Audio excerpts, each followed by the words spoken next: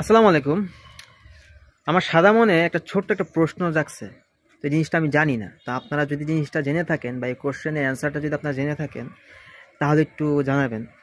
আমরা জানি যে বাংলাদেশের কোনো সরকারি কর্মকর্তা সেটা পুরুষের ক্ষেত্রে, মহিলা ক্ষেত্রে প্রযোজ্য কিনা আমি জানি না। এই জন্য ভিডিওটা মেক করা। যদি কোনো পুরুষ কোনো সরকারি চাকরি করে, সে মরে যাওয়ার পরে তার যেই আহ, পরবর্তী সময় যেই পেনশনটা পায় সেটা তার ওয়াইফ পেয়ে থাকে, ঠিক আছে? তার যে সহধর্মিণী তিনি পেয়ে থাকে, ঠিক আছে? তো এই সেম জিনিস কি কোনো পুরুষের ক্ষেত্রেও কি হয়?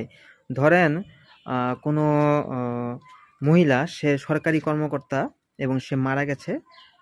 তার মৃত্যুর পর তার যেই কি বলে এটাকে, তার যেই পেনশন সেটা কি তার হাজবেন্ড পাবে?